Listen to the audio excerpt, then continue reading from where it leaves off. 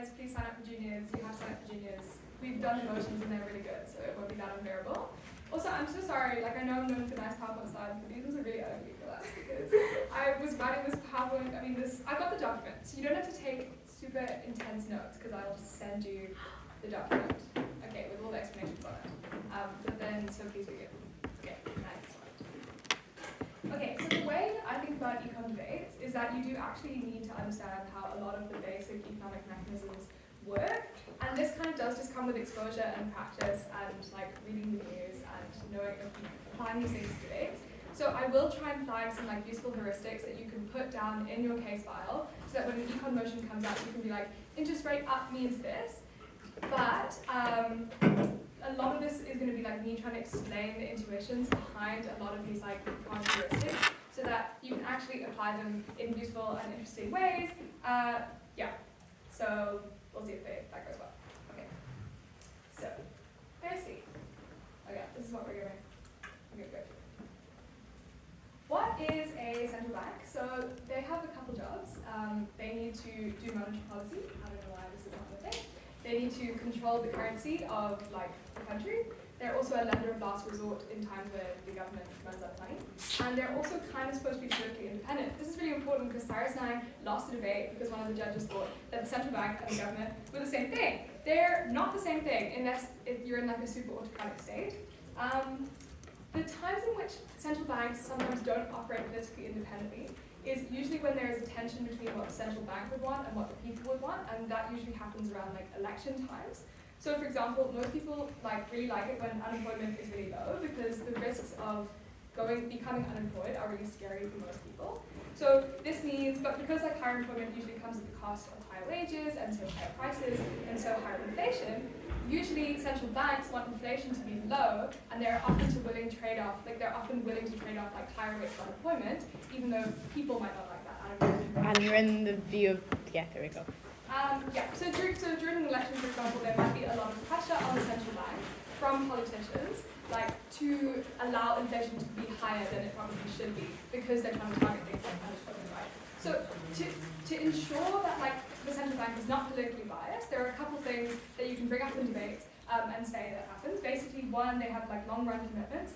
So this looks like there being some kind of fixed norm. So the Fed kind of goes around saying that they're going to keep like inflation at 2% or like interest rates at 2%, right? So they have like some kind of rule for monetary policy which says something like, when this happens, then we're going to do this thing. Basically, this just ensures that future policies are consistent. They often have quite long-term contracts for the heads of central banks so that these individuals are more far-sighted, and often the people being appointed to the central banks are much more like technocratically appointed, so you actually have to be an econ expert. You're not usually a politician, right? Okay, so what is monetary policy? Because it's a little bit confusing because you guys responded to my form and said that you guys know what interest rates are, but then you don't know what the difference between monetary and fiscal policy is. So I actually don't believe that actually you do totally understand like what an interest rate is. So we're just going to go through it. So monetary policy, you can just think about it as like the thing that central banks do to respond to economic shocks. That's what it is basically. And there are two things in debates that you need to think about, and it's these things. The first thing is, what is the aim of the central bank in the country that you're talking about? Because they don't have the same aims. So, like sometimes, central banks will want to target inflation, and this is like the price of goods in an economy. But some central banks want to target the levels of production in an economy. So that usually happens if you have a country with very high unemployment, for example. They want to target production levels because higher production means more people get employed. Or like if you're in a petro state like Saudi Arabia, which is heavily focused around like the production of oil, that means that the level of production in your economy is actually more important than like the general price of goods, right? So this is important because the aim of the central bank will probably lead to like different trade-offs, and that's usually in terms of those two things. And then this is the more important one to think about, is that different causes of shocks means different responses. So sometimes in debates, people just say things like, the central bank, in response to people not buying things, should like raise the interest rates, right? But we think like economic shocks have a variety of different causes. So there's like demand shocks, for example, So a demand shock, for example, would be like a pandemic or a terrorist attack, which means that people are staying inside, they don't want to spend. Supply shocks, like, I don't know, you have a natural disaster at night, you don't have any like grain. Price shocks, things like that. You basically have to think of the economy as having an equilibrium, and at that equilibrium there's a good balance between the number of goods in the economy and and the price at which they cost, right? Which means that it's actually not necessarily a good thing for goods to become like less expensive, because that means you're also probably producing less of them, right? So it's important to think about the root cause of a shock. So this is like the obvious example, but like if a grain shortage leads to grain-based products increasing in price, right? You probably shouldn't do demand targeting response in this instance, because like you can get people to not want bread anymore by like increasing the interest rates and making borrowing really expensive. And now like less people can afford bread generally, so it's unlikely that the price of bread will actually rise. But this is not probably a good policy, right? Because like the demand for bread has still stayed the same. It's kind of an inelastic good. That means that it's like there isn't a lot of substitutes for bread, which means that people will always kind of want to buy bread. This means that a much better response, right, would be like combating the fact that it's a supply shock explicitly. So, you know, a better solution would be to invest in replacements, maybe do some trade with a country that has like too much bread, or just resolve the original cause by like investing in solving the agriculture problem, or just wait. Sometimes a lot of economic shocks can just be resolved by waiting. So that's that's good. Okay, looking at monetary policy tools. This is one of the heuristics that you can, yeah? So you said some of the ways you can solve monetary shocks is like some of the shocks, like such as supply, is by doing trade with people who do have supply. Wouldn't this go, like, what sort of power does the central bank have in terms of how much stuff they can actually control what trade is occurring or not? Well, central banks don't. So in that instance, monetary policy would probably just not be the right mechanism. And you'd say, hey, fiscal authority, can you guys please do some fiscal policy? But we'll get into fiscal policy in a second. Esmé, Yes. sorry. So, you know when the central bank raises or lowers their interest rate, why does this trickle down to commercial banks? Okay. I did a whole diagram on that. Okay, But I'm first, excited. we're going to do this. Please write this down, I beg you. Please don't get these two confused. Okay, right. What does this say? So, when the central bank raises an interest rate, this is to disincentivize spending. When a central bank lowers the interest rate, this is to incentivize spending. The reason why this is like, let's say inflation is high. This means the price of goods is really, really high. This means people can't afford these things. This is what we say this is what we mean by an economy being heated up, right? This means that when you increase the interest rate, you're increasing the rate at which people can borrow money from the bank, right? So if it's cost you more money to get a loan, then you have like less access to that money, and so you probably don't want to spend as much. People do less buying, and therefore demand for goods goes down. And so therefore, you disincentivize the spending, and it's likely that inflation goes down. The opposite would probably be true for a recession. But you might be thinking, just what Ayman has asked you. Huh? I don't lend my money to a central bank, so how can their decisions work to change my specific spending behaviors, right? Basically, the central bank, this is the central bank, it doesn't actually control the interest rate, it controls the amount of money in the economy. This is the money supply. They also have the ability to make more money supply. They can print more money. No, don't do that. Okay. Commercial banks do lots of transactions, right? This means that depending on the day, a commercial bank might end the day with a deficit or a surplus amount of money. But the rule is that you're not allowed to have deficits at nighttime. So this is the end of the day. Some banks have lent too much money, some banks have got more deposits. It doesn't really matter because tomorrow it might be entirely different. So that's what happens. But because you're not allowed to have deficits during the day, during the nighttime, therefore banks with deficits have to borrow from banks with surpluses to balance their accounts at nighttime. Does that make sense? When a bank does that, that's then getting an overnight loan. And that overnight loan is offered at the overnight interest rate. Does that make sense? But a bank with a deficit has a choice on where they actually get that loan from. They can either loan it from another bank, commercial bank, or they can loan it from the central bank. In this way, when the central bank sets a rate, it is the ceiling for the interbank rates. If this doesn't make any sense, it doesn't actually matter because you can read it very slowly. But this is the way in which what the central bank does affects what the commercial banks do. You can ask a question at the end. Then, okay, to repeat this logic, let's say now you're a bank with a surplus at the end of the day, right? That means that that's money that you have left over that you could make more money on if you were able to invest it overnight. But remember, you still need to get that money back in liquid form by the next day. So this means you would want to deposit excess reserves in another bank with a deficit overnight. The interest rate at which you're offered to deposit your surplus is called the overnight deposit rate. You can either deposit your money with another commercial bank or with the central bank. So the rate at which the central bank offers you to deposit your money is the floor for this interbank rate.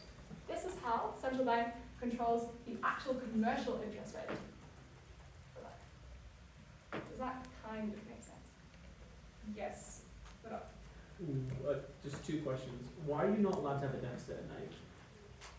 It's kind of just like fiscal, I mean, it's just that banks behave themselves.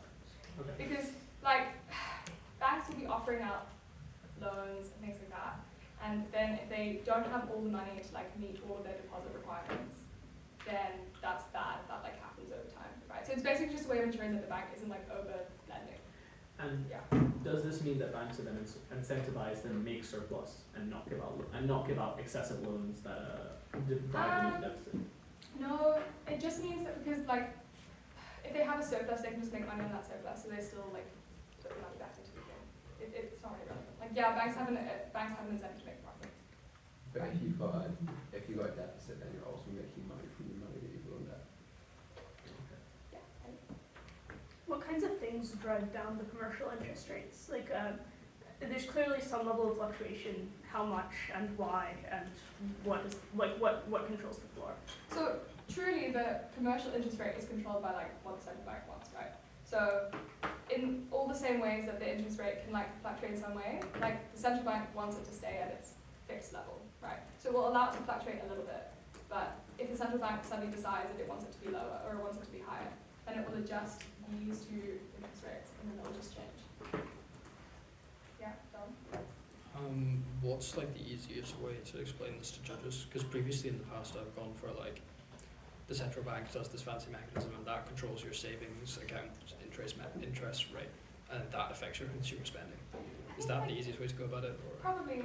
You basically just say like, because the central bank has the ability to print more money, that means that it can always lend enough money to banks and offer like, that it can always bring one of these rates to its desired level. And then the fact that commercial banks borrow and lend in the same way as individuals do just to the central bank, that's how it gets controlled. Yeah, no, it's not so much the actual mechanism of how they do it, but the mechanism of how the changing of the interest rate changes consumer behavior and companies' behavior. Okay, so when the interest rate is high, right, you want to put your money into the bank because then you'll make money on your savings, right? If the bank is offering you a 10% interest rate for your savings, then in 1 year you will get a 10% increase on your savings. So this means that if the bank is offering you a 10% increase on your savings, rather than spending the money you have in the present, you put it into a bank and then basically give the bank that money, gets used for like good things down the line, but that disincentivizes you spending. The way you kind of have to think about economics is like, what would like a logical person do, and then like expand that to the entire economy. You know, so like maybe some people like really want to spend their money now, and the interest rate like has no effect on them at all. But like a macro trend, if the bank is offering you like insanely high interest rates to invest your money, most people like want to do investments. Does that make sense? Yeah, sure. Yeah. I'm sure we'll get discussing into this room about that as well. Next, quantitative easing. Quantitative easing and interest rates are not the same thing, funnily enough, actually. So sometimes your interest rates are really low, like they're like 1%, for example, and you can't really cut them further because interest rates can't actually be negative. Because if you think about it, if an interest rate is negative, that means when you're putting your money into the bank, you're losing money on your savings, right? So that would be a bad thing. No one would, like, you'd be better off putting your money under your bed because then at least it wouldn't devalue. Actually, it can actually be negative a little bit, but in debates, that's actually quite difficult to explain. Basically, it's an opportunity cost putting your money under your bed. People are like kind of stressed about it. So actually, interest rate can be a little bit negative, but it like cannot be more than like minus 1%. So that is called the zero low bound, and this is when we do quantitative easing instead of it cutting and changing interest rates, right?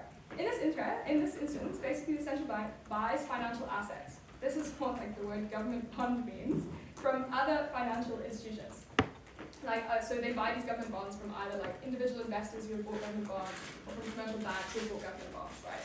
What is a government bond? A government bond is just a loan to the government. You're just buying the ability to loan the government money. Does that make sense? In the UK, they're called gilts. In the US, they're called treasuries. But that is what a government bond is. It's a loan to the government. So when you buy a government bond, then you are lending the government money.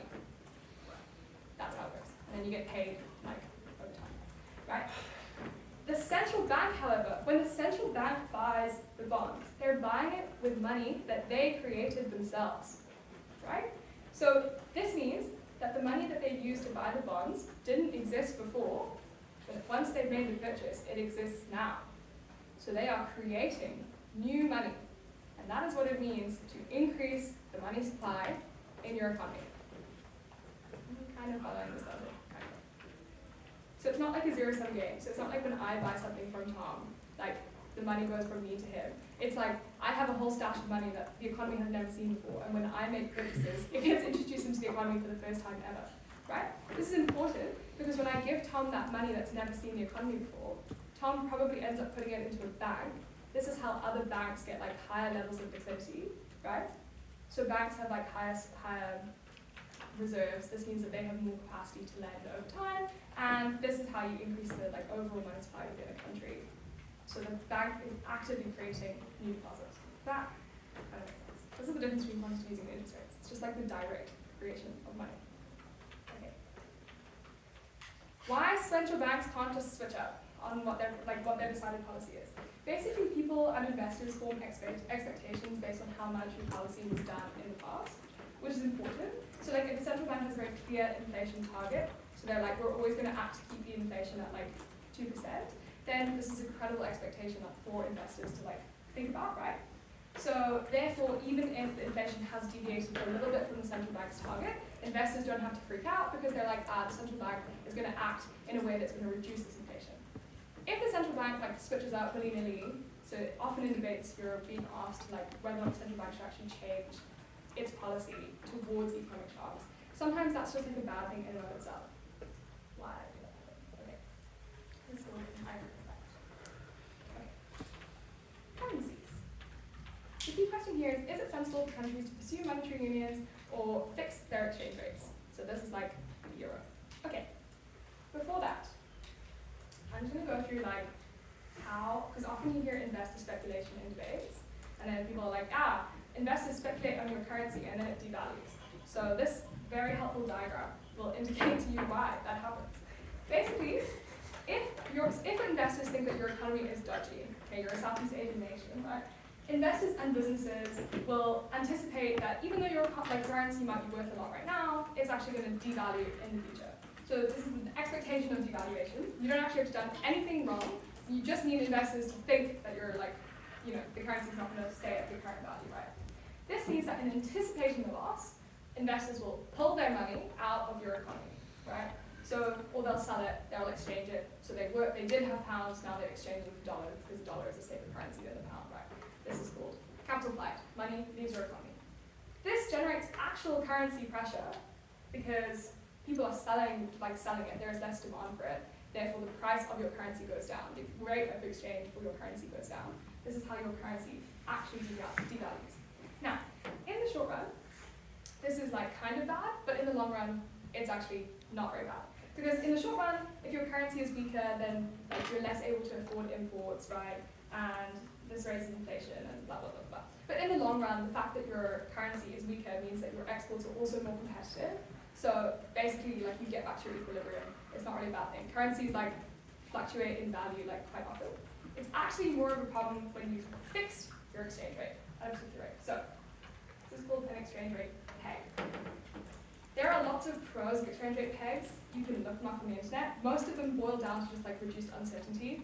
Now, like you know the rate of like the currency, therefore investors are like, oh, I can buy it. This means that I will always get like, basically it's like if the pound was pegged to the dollar at 50p per dollar, this is a promise of the central bank to purchase those pounds for dollars at that exact exchange rate, right? So no matter what, if I go to the bank with £5, they will always have to give me back $2.50. This like ensures that investors feel like they have sense of security. There are like tons of cons to this though. So we're gonna go through the cons because some of them are not intuitive. So basically, most of it boils down to that you just get like very bad indications of macroeconomic stability. But like, okay, so we call this, it's like an open-ended liability because the central bank basically has to always buy back its own currency at the fixed exchange rate, no matter what the economic conditions around it are, right? Which is kind of dangerous because the only backing that the central bank has, so like if everyone is allowed to go to the bank with £5 and the central bank has to give you back $2.50 for it, and the only thing that they're using to pay you back is its foreign reserves, this means that if lots of people come to the central bank and are like, I want to sell all my pounds and you need to give me dollars, then the foreign reserves of your country deplete quite quickly, and this could be dangerous. This becomes especially dangerous in this scenario, once again, because now you can't allow your currency to just like devalue and revalue and fluctuate. You basically have to defend the peg the entire time, right? So, there are expectations of devaluation. Investors want to start pulling their money out of the economy. But now, the central bank always has to buy back that currency at the fixed exchange rate. And then maybe they increase interest rates to like reward people for keeping their money in the bank, right? This often leads to them like depleting all of their foreign reserves. It's really bad. We have an example of like what happened to the UK when they were used to fix their exchange rate with the rest of Europe, right? But the problem is if you are in a devaluation cycle and your currency actually devaluates, then what often happens is that you're forced to give up your exchange rate, which is fine. Like usually this is the fine. You allow your currency to float. But the problem is, once you've experienced devaluation once, this ruins your credibility forever, so you're never usually able to return to that fixed exchange rate, because forever now, like all of your investors believe that you probably will devalue it at some point in the future, and you never have a credible peg again. So this is kind of why like central banks are super macho about defending the peg, and they're like running around saying like, we will do anything to defend this peg, and we'll like trade it off for anything. But not. Is it not like plausible that the currency also appreciates and then you just raise the peg again? Or is it just that the perception is so bad that it will never allow you to do it even if the currency does appreciate? You can't change the fixed exchange rate. Oh, okay. Like, you can't increase it or you can't decrease it. Because if you increase it or decrease it, then it just loses credibility. The key thing is that investors have to believe that it will always be the same. Otherwise, it might as well not exist at all. Yeah. Is there an actual good reason for the preference over currency pegging compared to capital controls, or is it just like the World Bank holding people at gunpoint? But it kind of just like depends. There's like I can't remember what it is, but you have to choose between like some of them. Okay. Yeah. Is there any way to actually construct an argument about these in a debate round where the first or the most important and final link to your impact is perception, or is it just like a necessary evil with What, like if you're trying to run that like peg's good? like any of these fiscal policies, it seems like, it comes down to the perception of what the central bank's doing or Yes. what the fiscal policy is. Is there any way to get around perception being the last line of defense, I guess? No? No, Okay. because actually like most like crisis kind of is just down to perception. But what we're talking about next is basically just like currency unions. So if you really want to do a fixed exchange rate, the answer is you kind of have to be in a currency union, because then your ability to change the value of your currency is just like taken away from you. And then investors really do believe that you're not going to change the rate of exchange. But then currency unions come with their own like whole like lot of issues. Okay. And then the other problem with your fixed exchange rate is this thing, that you just have really restrained monetary policy, right? Because now you're committed to your exchange rate. So let's say you're in a recession, you really want to decrease your interest rates, but lowering your interest rates might encourage investors to pull out of your country because they can probably get higher rates of return in other countries. This would probably cause your currency to devalue, and you just can't have that happen, because if your currency devalues, then you end up having investors pull out anyway, and so you end up having to defend your peg even if you're in like a recession, and that means like basically the interest rate mechanism just falls out when you have an exchange rate peg. Other thing is interest rate linkage, because remember you're pegging your currency to another currency, you're not just pegging it to like some random value. So you usually peg it against some other credible currency like the dollar, which means that if the dollar like values and like depreciates in different ways, then your currency also has to do that, and your currency like might just not. You know, you might be having like a different problem to the US at this time. You can kind of look into like the way Mexico got really fucked up by pegging itself to the dollar like 20 years ago. And also you just like lose control, because when you're trying to maintain your currency peg, you basically just can't do anything else as a central bank. And that means that you have to rely on your fiscal government being like good. So this means that if your monetary policy is no longer particularly effective because your central bank is just defending your currency peg, then you rely on your government doing fiscal spending. And so if they are irresponsible and they can't manage inflation, for example, it's actually very unlikely that this is successful. Yeah. What other currencies do countries peg to besides the US dollar, or are there any other countries? The dollar is like the one that basically everyone uses now because the current financial system is basically like de facto dollar pegging. But when we talk about currency unions, which we'll get into, like the US, so the US is a currency union in that all the states use the dollar. But the UK is also a currency union, in which case it's not a currency peg, but it's like Scotland, Wales, and England all using the same currency. It's kind of the same thing. Like, yeah. Yeah, what are the main problems with foreign reserve depletion? Because I know about like sort of you need dollars to buy oil, but are there any other big ones? Foreign reserve, well, if you think about if you think about the balance sheet of a central bank, right? Its assets are its deposits and its foreign reserves. So if your currency devalues and then those deposits aren't worth anything, then the only assets you have as a central bank are the foreign reserves. So it's like, yes, if things are good, then the foreign reserves are not as important. But if things are bad in your country, then like the foreign reserves are all that you have because your currency isn't worth anything. You know what I mean? So it's bad if your foreign reserves do. Yeah, so it's like a vacuum for the country. I think there's some rules in there about how many foreign reserves you have to have. 6 months or something. Okay, here is European exchange rate mechanism. Here's an example of this going like really badly. Okay, so before the euro, this is a precursor to the euro.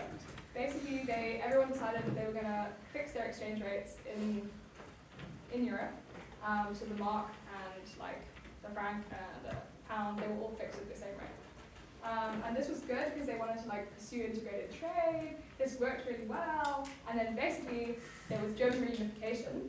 And the Bundesbank decided that they needed to do a bunch of government spending because East Germany had no like infrastructure built in it. And so they were like, okay, we're going to do a shit ton of government spending here, and that's going to be awesome. This means that their inflation went up because the government was doing lots of spending. And that meant that the Bundesbank was like, oh no, everything costs so much. Let's increase interest rates per our heuristic that I told you about. So they raised interest rates. But unfortunately, the rest of Europe was in a recession because it was the 1990s. Oh no! So the Bundesbank raised the interest rate, and then all the other countries in Europe also had to raise the interest rate. Why? Because it was a fixed exchange rate, right? Which means that if you didn't raise your interest rate, all of your investors would have gone and bought the mark. So your currency was devaluing in real terms, put into the mark. So therefore, you had to also raise your interest rates, which you are in a recession. So that was really, really bad. Basically, what the Steeds do, was massive simultaneous currency runs. And the UK was really good badly by this, and this is why we never adopted euro. Yay! So basically, like a bunch of hedge funds were really convinced that the pound was going to fail. So they took very large short positions that they were basically betting against the pound succeeding in this instance, right? And also the fact that you're like raising the interest rates when you're in this recession also looks like an unsustainable policy. So basically, it just means investors are like, oh no, you guys are really, really screwed. So there was like insane capital flight. This happens across Europe, but especially in the UK. And it was like the Bank of England, I think, was purchasing like £2 billion per minute from the people who were like leaving the country so that they could kind of defend the peg. But then they ran out of all of their foreign reserves, so that was really bad. And then they basically had to let the pound float, which is what it's called when you just abandon your peg. So the pound drastically devalued.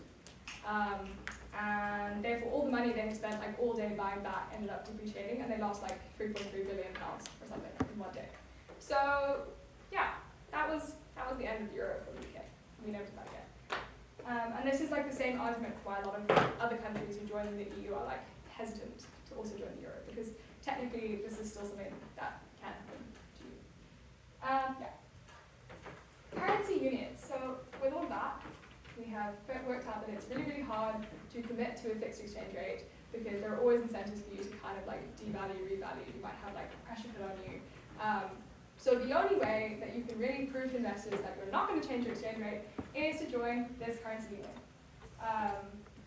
So you basically just give up your right to printing your own money and doing your own monetary policy, and then in that way, obviously, the exchange rate will be constant. Yeah, so there are some instances of like currency unions. So benefits to currency unions, there are efficiency gains. These are actually quite large, so you have reduced transaction costs with the end impact of there being reduced barriers to trade. So this was especially important like before the internet, because now with the internet, like transaction costs have kind of decreased. You can send money like at very low rates, but you can still have efficiency gains. Like there are less informational frictions in that when you go to a foreign currency, the reason why your bank is able to rip you off with like a 2% foreign exchange rate fee is because you don't know the information on like the exchange rate, the right exchange rate. You don't know where to like get your money changed for less. The same thing basically happens for countries. It's easier to compare prices, so that kind of incentivizes you doing trade. And I think the stat is like the euro basically reduced transaction costs by like 0.3% of the entire EU's GDP. So it's like quite a significant amount of money. You also have reduced price uncertainty, so this is good. Imagine if you're a firm, you're buying something from Germany, you're going to pay upon arrival in 3 months' time. But if you know that the euro might like appreciate or depreciate massively, then it might actually not seem like a very, like maybe you don't want to do this trade at this time. So just because everyone in the EU is going to be like facing the same, like everything's going to cost the same for all of them, you have this reduced price uncertainty. Basically, this is really important for close trading partners. So the fact that like countries are really close to each other, it's really quite efficient that you're able to like do so much trade, quite integrated markets. Or the EU was founded mostly in response to political concerns, right? So current common currencies also have like political impacts of like encouraging close integration among states, like less conflict, things like that. The issue with that is twofold. Before that, did you ask a question? There are actually a lot of issues with it. So asymmetric shocks, basically if your union is economically homogeneous, so you're facing like the same problems at each time, then you're good. But if it's heterogeneous, you are not good. This is why like the UK kind of is fine with the fact that all of us share the pound, because Scotland's like economic situation is never really that different from England's situation. But in Europe, which is like a massive currency union, this is actually not the case. And the fact that like Southern Europe might be doing really badly and like Western Europe might be doing really well is actually a massive problem for the fact that they're all in the currency union together.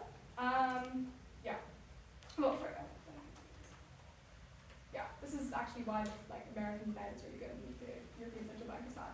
So because like for example in the US in the 2000s, I think everyone else was having like a slump, and then North Dakota could like discover fracking, and then suddenly they're doing really well. But so this is what I mean by like kind of like an asymmetric shock, right?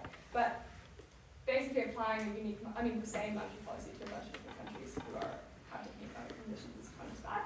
And also currency unions require very high degrees of fiscal coordination. So if your regional government faces a lot of like public debt, right, there's strong pressure for like the central bank to buy that debt.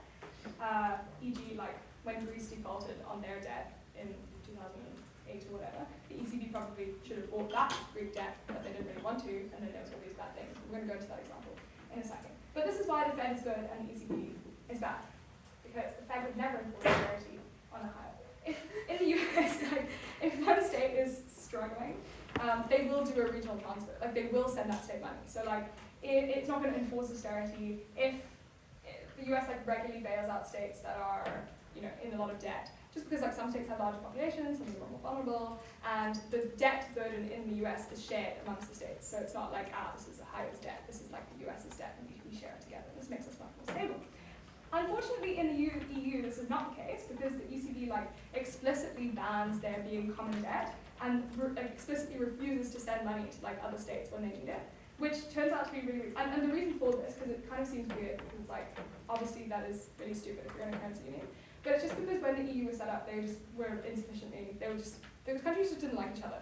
So there was insufficient solidarity, and basically because of this like high level of distrust, they had to say, no, we're gonna make really, really strict rules about like you'll never have to be responsible for another country's debt, don't worry. This is kind of bad because the EU has these very strict rules about fiscal discipline. So like countries who are trying to join the EU have to prove that their like debt to GDP ratios are really low. But then there's actually no enforcement mechanism for this, so basically current countries are like super fiscally responsible before joining the EU, and then they join the EU, and then they like are super fiscally irresponsible again. So that's kind of bad. But, you know, and that's why there's no like bailout clauses in any of the original like ECB things. Okay? Is there a way of saying this insufficient solidarity is like actually good? Because if I'm the Greek government and I take out a bunch of debt and the ECB tells me, fuck yourself, I'm not buying your bonds, then like, whereas like on the comparative, like in Ohio, the Fed is always just giving the money. Yeah. So is that a way of saying that like you're more fiscally responsible as a state if there is less solidarity in your currency? Yeah, so that is the argument of like the European Central Bank. They're like, we want you guys to be fiscally responsible. And it does kind of work, like a little bit. But sometimes shocks are just not caused by you, you know, and sometimes bad things happen. And in that case, you're fucked. And when we talk about like the Eurozone, when we talk about the Eurozone specifically, you'll see that like even though Greece was really, really fiscally irresponsible, like it also was really bad for the rest of Southern Europe, because the rest of Southern Europe had economies that kind of resembled Greece. And even though they actually hadn't been as fiscally irresponsible as Greece, they also got like the same treatment, just because they also got poor and shit. So yes, you could probably run that and win, but there's a difference. Yeah, okay.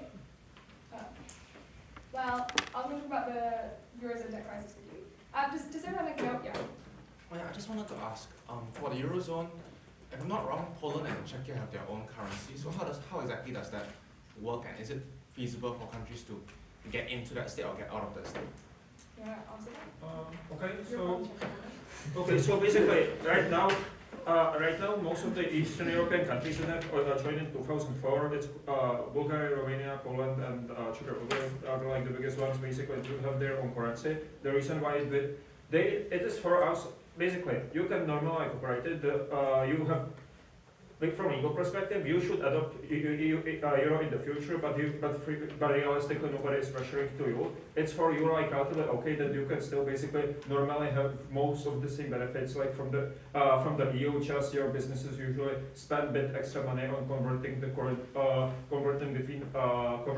the currency, but still you can get, for example, like the benefit of the fact that the rest of the like EU trade is relatively integrated, which means that therefore you can still get relatively easily get like goods transported like between EU. Just there is this small boundary when they are like when basically the goods are going to you. Plus also there are all these reforms that, for example, you can actually pay like you can, for example, do your accounting in Poland or in Czech Republic in euros. You can also, I think in Poland now there are moves towards you actually paying like wages in euros. So there are not actually like big difference. The only problem is with basically like the fact that it's like impractical for the businesses just to like convert the money. Plus if they are also doing like accounting both in like euros and in like their national currency, it's also like lots of bureaucracy.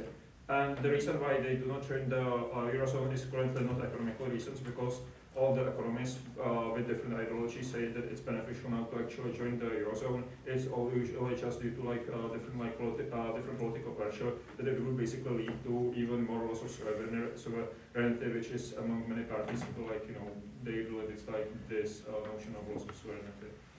Yeah. So okay, with this idea of like Greece especially, so in the end, the Eurozone, I mean the ECB did actually end up setting up a bunch of loans for like Greece and Portugal. And they did actually end up becoming a fiscal union at the end. But even the fact that they were slow to do that was so bad. Like literally during 2008, I think like the unemployment rate amongst young people in Greece was like 55%. In 2020 it was like 30%, and before that it was at normal levels. So not doing this has like massive impacts. Eurozone crisis is a good one to look at for the bit. And then just evaluating the euro in general, like its trade mechanism, like the fact, like the trade aims of the Eurozone has been pretty effective. So increased trade amongst those countries by like 25%. Capital markets are generally more integrated. There is more trust amongst those countries. But the average growth in the Eurozone, this is like Max Rosen's thing he used in the 70s, is generally it's 1% lower than countries who basically just do inflation targeting. 1% doesn't seem that big, but Tom knows this, like they told us in econ that a 1% difference in your because growth compounds, a 1% difference is the difference between your economy doubling in 35 years versus 70 years. So it's like really enormous. There's a lot of countries who are now bound by that. Okay, fiscal policy. Okay. Basically, fiscal policy is your government's decisions about the things that it spends on, the things that like, taxes and revenue, and also its debt. Supposedly, fiscal policy is supposed to do these three things. Governments are usually financed by either taxes or debt.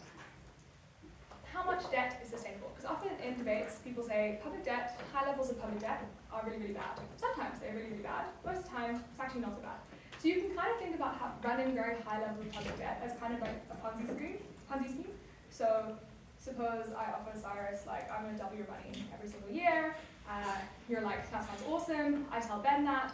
Ben gives me £100. Then I can give that £100 to Cyrus. Then Cyrus is like, this is the best scheme ever because I have had my money doubled. And then I'm like, okay, Ben, to pay Ben double what he gave me, I just need to get Kate and Adam to give me like £100 each. Okay, they give me £100 each, and I give that to Ben. Ben's like, oh my god, this scheme is fucking awesome. And you can see that like it seems quite sustainable as long as you have constant investment all the time. So as long as you have constant debt financing and other like investors coming into the country and giving you money, the Ponzi scheme works quite well. But the point at which that stops happening, your Ponzi scheme falls apart. And this is kind of a good way of thinking about public debt, right? So this is the heuristic for like how much debt is sustainable. Dom used this in debate to win. It's actually not true, but it is kind of almost true, so therefore you can use it.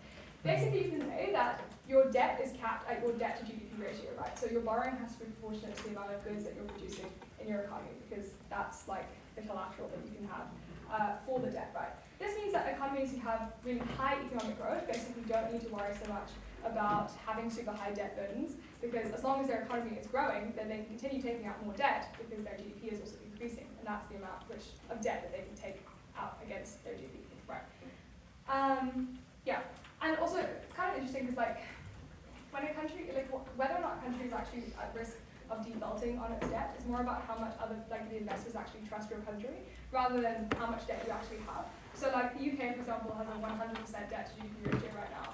Japan has a 258% public debt ratio right now, right? So because everyone trusts Japan to be kind of fiscally responsible, like people actually don't mind so much, right? Yeah, and basically debt default is not really an issue if you control your own central bank. Like there is actually no real economic consequences to the Bank of Japan just writing off all the debt that it owes, because the debt, the way in which the debt is being financed is like your central bank is just printing your money, right? So you can just be like, actually, that debt, it's at 0%.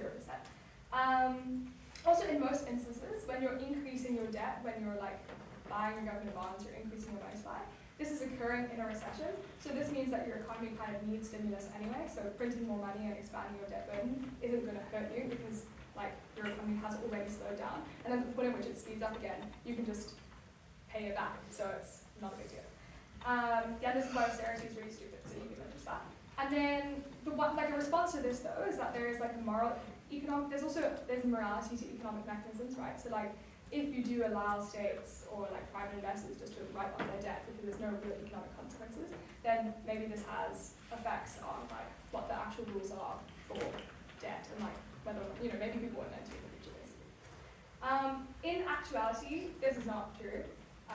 The amount of debt that is sustainable is if you took all this government spending in the economy and you subtracted it from the taxes and then divided by the GDP, and that's positive, then your debt is sustainable. That is the real case, but like it doesn't really matter. The reason why Japan's is so high is because Japan basically borrows money at a very, very cheap rate and then invests it into really super risky, high return assets. And they need to borrow a lot because they have massive healthcare and social security, like what's it called, burdens, because their population is so old. And so for this to work, like for them to have such a high percentage, because note that it's like over 100%, which is what I say the heuristic basically is that you have to have some kind of economic agent willing/forced to be lending you money like super cheaply. And in this case, that is Japanese households. Like you basically have, when you put your money into a bank in Japan, you get like very minimal returns.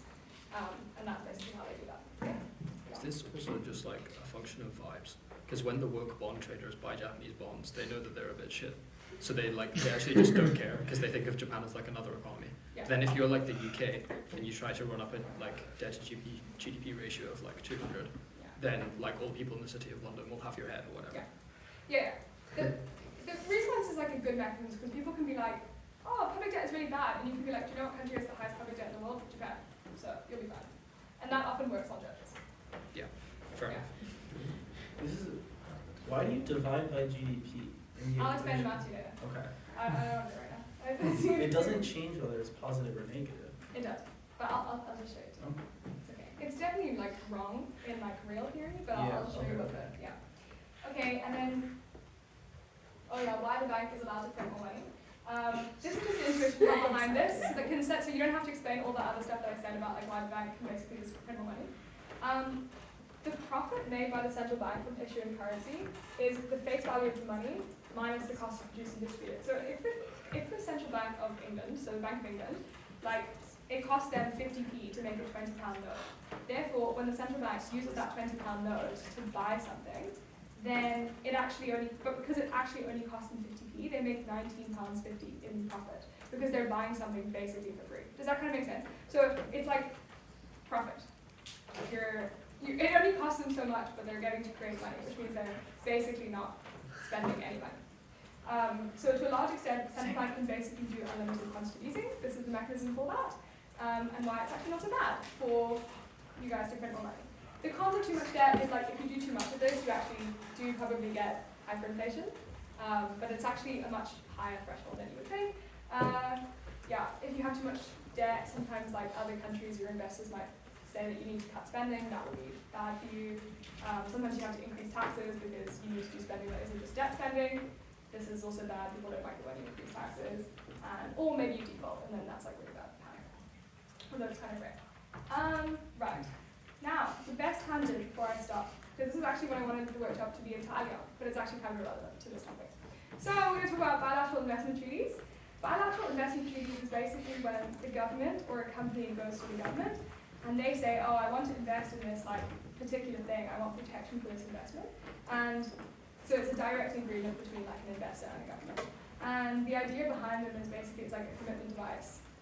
So like if a developing country signs a bilateral investment treaty with an MNC, then MNC will feel safe and their investment will be good. And this was like heavily pushed by the IMF like for like 30 years, right? And they're actually still signing them now, which is kind of insane.